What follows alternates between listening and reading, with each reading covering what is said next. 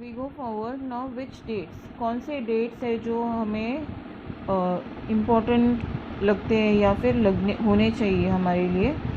तो by what criteria do we choose a set of dates that are important.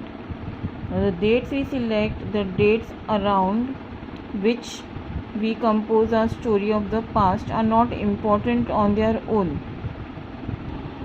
यहाँ पे बोला गया है कि जो डेट्स हम सिलेक्ट करते हैं वो अपने आप में इम्पोर्टेंट नहीं होते. दे बिकम वाइटल और they become important because we focus on a particular set of events as important. अभी ये डेट्स इम्पोर्टेंट तब बनते हैं जब हम कुछ पर्टिकुलर सेट ऑफ इवेंट्स यानी कि कुछ ऐसी घटनाएं होती हैं वहाँ उस पीरियड में जो हम कंसिडर करते हैं एज इम्पोर्टेंट, तभी ये डेट्स हमारे लिए इम्पोर्टेंट बनती है. Now if our focus of study changes, if we begin to look at new issues, a new set of dates will appear significant. और अगर एक चीज़ स्टडी करते करते अगर हमने हमारा फोकस किसी और चीज़ पे शिफ्ट कर दिया, कुछ नई चीज़ें होने लगी, हम वहाँ पे उस फोकस में चले गए, तो क्या हो जाता है, अभी हमारा जो सेट ऑफ डेट्स है वो चेंज हो जाएगा. इम्पॉर्टेंट सिग्निफिकेंट डेट्स अभी चेंज हो जाएंगे. Now here one example is given in the histories written by British historians. अभी ब्रिटिश हिस्टोरियंस ने जो हिस्ट्री लिखा था इंडिया में, उसमें the rule of each governor general was important. तो जो भी गवर्नर जनरल इंडिया को रूल कर रहा था उसका रूल जो है बहुत ही इम्पोर्टेंट था. तो हर एक का हिस्ट्री लिखा गया था. These histories began with the rule of the first governor general Warren Hastings. ये फर्स्ट गवर्नर थे जो इंडिया को रूल कर रहे थे. And ended with the last vice Roy Lord Mountbatten. तो ये जो हिस्ट्रीज़ है शुरू हुई थी जनरल वॉरेन हेस्टिंग्स से, और जो हिस्ट्री है रूल करने की वो ख़त्म हुई थी वाइस रॉय लॉर्ड माउंटबेटन से. Now in separate chapters we read about the deeds of. सिर्फ ये दो चीज़ें इंपॉर्टेंट कंसिडर की गई थी. फिर दूसरे चैप्टर्स में हमने पढ़ा है दूसरे लोगों के बारे में जो काम उन लोगों ने किए थे. Now in this Hastings, Wellesley, Bentinck, Dalhousie, Canning, Lawrence, Lytton, Ripon, Curzon, Hardinge, Irwin, it was a seemingly never ending succession of governor. तो ये सारे वो गवर्नर्स थे जो इंडिया को रूल कर रहे थे, और vice Royce. Now all the dates in these history books were linked to these personalities. तो जो भी हिस्ट्री बुक्स में जो डेट्स थे वो सारे इन लोगों के, इन पर्सनालिटीज़ पे लिंक थे.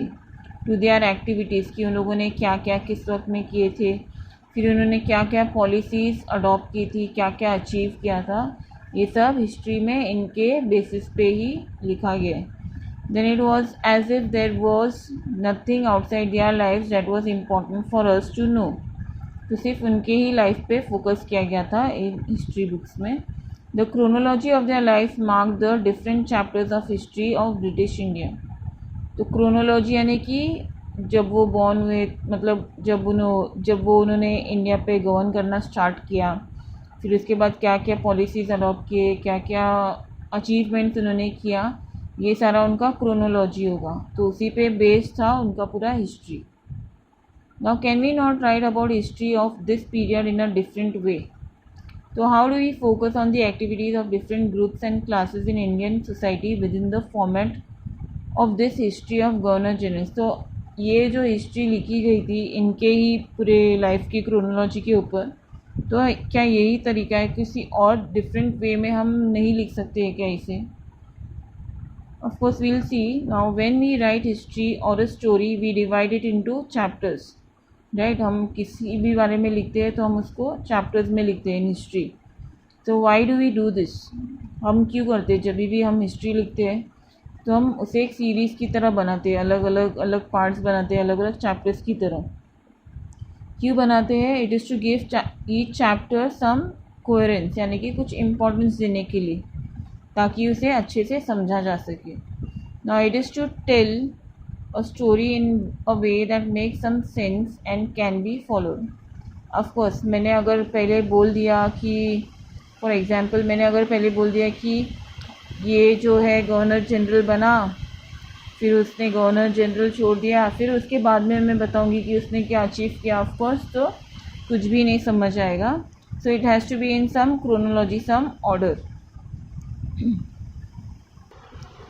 Now when we are doing this, in this process we focus only on those events that help us to give shape to the history we are telling. तो हम जब भी हिस्ट्री के बारे में या फिर किसी के बारे में लिखते हैं तो हम सिर्फ उन चीज़ों पे फोकस करते हैं जो हमारी स्टोरी को कोई शेप दे, कोई आकार दे, जैसे कि सर हो, हाथ हो, पैर हो. तो ऐसा कुछ होना चाहिए. कुछ भी अगर हम इंसान का सर देंगे और डायनासोर के पैर देंगे, of course nobody will understand what we are talking about. So to give it a proper shape, एक स्टोरी को प्रॉपर मीनिंग देने के लिए हमें एक इवेंट्स को कंसिडर करना चाहिए कि क्या क्या इवेंट्स जो लाइन से हुए हैं. In the histories that revolve around the life of British Governor Generals, the activities of the life of British Governor, the activities of Indians simply do not fit. They have no space. तो जब भी governor generals की history की बात आती है तो उसमें जो इंडियंस के एक्टिविटीज़ हैं उनको फिट नहीं किया गया है, वहाँ पे उनको इम्पोर्टेंस दी नहीं गई है. They have no space means they have no importance over there. What then do we do? Clearly we need another format for our history. Of course, तो हमारे हिस्ट्री के लिए हमें कोई और फॉर्मेट चाहिए. This would mean that the old dates will no longer have the significance they earlier had. तो अभी जो डेट्स हम पढ़ रहे थे इन गवर्नर जनरल्स के बारे में, अभी वो हमारे लिए इम्पोर्टेंट नहीं होगी क्योंकि अभी हमारा टॉपिक किस पे शिफ्ट हुआ है, about the activities of the Indians. तो a new set of dates will become important to us now, right. अभी हम इंडियंस के बारे में बात करें तो जो ये गवर्नर जनरल्स का डेट्स हैं वो हमारे लिए अभी इम्पोर्टेंट नहीं है. अभी हमारा जो फोकस है अभी इंडियंस पे शिफ्ट हो गया, तो हमारे लिए अभी दूसरा सेट ऑफ डेट्स इम्पोर्टेंट हो गया.